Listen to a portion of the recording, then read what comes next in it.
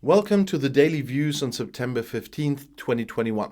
Today we start in London, in the UK. Record illegal migration across the English Channel, which we in Germany call the Sleeve Channel, by the way. Almost 2,000 people crossed the strait in small boats to England in the 7 days up to September 10th, as the PA news agency reported on Monday, citing information from the authorities.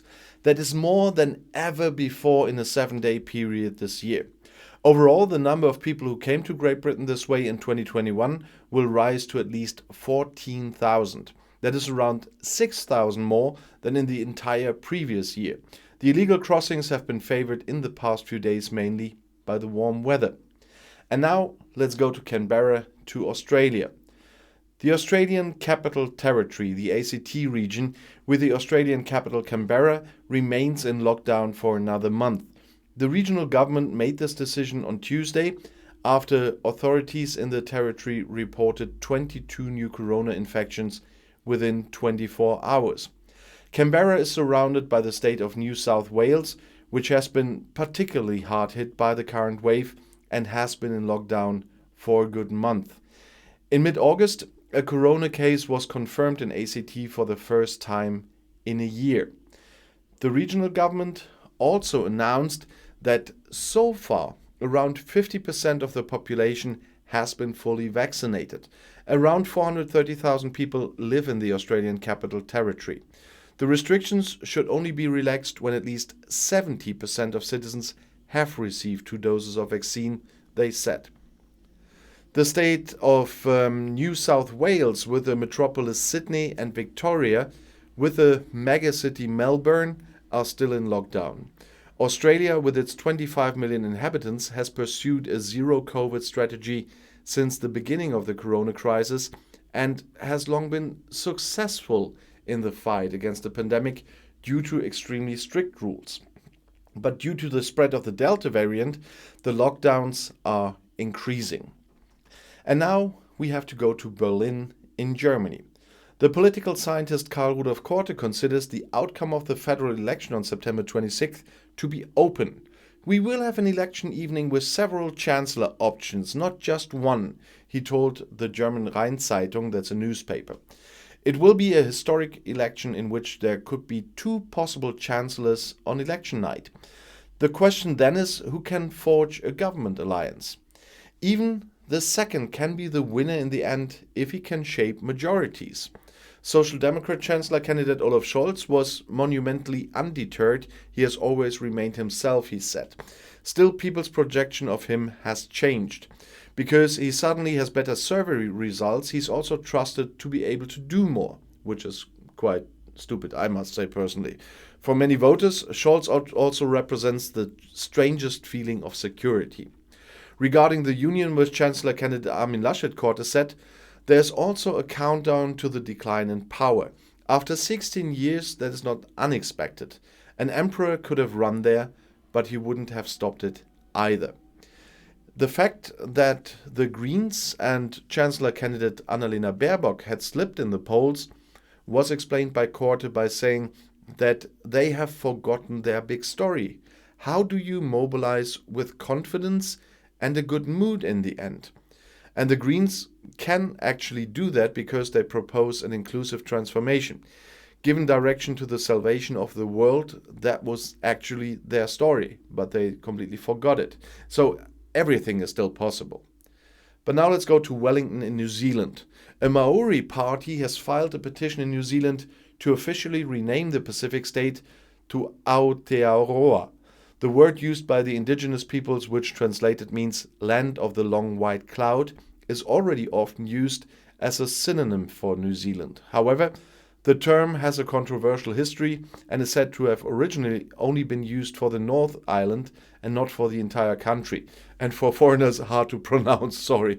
The Maori Party also wants to reintroduce the Maori names for all cities and places and their names by 2026, as its chairman Raviri Waititi and Debbie Ngarewa-Packer stressed in a statement on Tuesday. It's long overdue for Te Reo Maori, the Maori language, to regain its rightful place as the country's first and official language, they say. We are a Polynesian country, we are Aotearoa Aotearoa, said Watiti. Ngariwa explained that the name changes and the imposition of a colonial agenda in the education system had resulted in fewer and fewer Maori being fluent in their own language. The rate fell from 90% in 2010 to 20%. A change in the country's name would help restore the status of our language, said Ngariwa. Many companies and government agencies in the island nation already use the name Aotearoa, which is also found on citizens' passports. Te Reo Maori became an official language of New Zealand in July 1987. And now let's go to Washington in the United States. Extreme weather events caused record costs of $99 billion in the USA last year, according to US President Joe Biden. He said, "This year we will unfortunately break this record." He said that on Monday during a visit to Sacramento in California. And he said, "Scientists have been warning us for years that extreme weather will become even more extreme. We are now experiencing it in real time." Biden had previously examined the devastating damage caused by the so-called Caldor fire on Lake Tahoe in California from the air. Biden again called for support for his plans to invest billions in infrastructure expansion so that the United States would be better prepared for climate change. He said, "We have to think big. Everything else is a recipe for catastrophe." This year, fires in the USA devastated an area of around 2.14 million hectares, slightly more than the area of the German state of Hesse, for example. Well over a third of the burned area was in California. Biden said the fires were increasing in frequency and severity, signaling red alert for our nation. Before his visit to California, Biden had visited the southern US state of Louisiana 2 weeks ago, where Hurricane Ida had wreaked havoc. Catastrophic flooding occurred in the northeastern United States as a result of the hurricane. Biden also paid a visit to the disaster area. He has made the fight against global warming one of his most important goals. Biden said on Monday, "We'll make it. This nation will come together and we will defeat climate change." And now let's go to Toronto in Canada. Apple has closed a security gap. According to the knowledge of experts, messages on iPhones and other devices can be spied on. Researchers from Citizen Lab said they discovered the vulnerability while analyzing the phone of a Saudi Arabian activist. The device was infected with the monitoring software Pegasus from the Israeli company NSO, reported Citizen Lab on Monday. Apple released software updates for iPhones and iPads on Monday to close the security gap. For the protection to take effect, the updates, of course, must be installed by the users. Citizen Lab estimates that the vulnerability has been exploited since at least February 2021. The vulnerability is a so-called zero-day exploit. Vulnerabilities are named that are known neither to the software provider nor to the general public and can therefore be used clandestinely?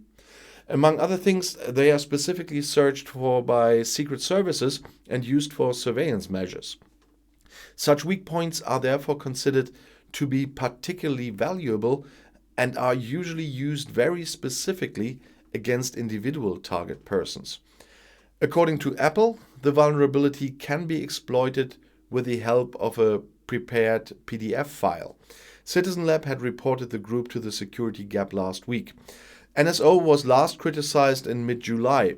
An international journalist consortium reported that opposition members and reporters had also been spied on using the Pegasus software. At that time, it was said that traces of successful or attempted attacks had been discovered on 37 smartphones by journalists, human rights activists, their family members, and business people. As on previous similar allegations, NSO counted that Pegasus was only sold to law enforcement and intelligence agencies by audited governments with the sole aim of saving lives by preventing crime and acts of terrorism. Would still be illegal here. But let's go to Singapore. Oil prices increased their surcharges from the start of the week on Thursday. In the morning, a barrel that's 159 liters of North Sea Brent cost up to $74.07. That was 56 cents more than the day before. The price of a barrel of the American West Texas Intermediate rose by a similar rate to $71.06. This means that oil prices are at their highest level since the beginning of August. A new tropical storm is causing a stir on the oil market as it approaches the Gulf of Mexico and, according to weather forecasts, could develop into a hurricane. The Gulf region is currently recovering from the effects of severe Hurricane Ida, which led to the closure of many production facilities a little over 2 weeks ago. A good half of the capacity is now back in operation, but individual platforms are due to be closed again due to this tropical storm. And I'll see you in my next video. Bis gleich.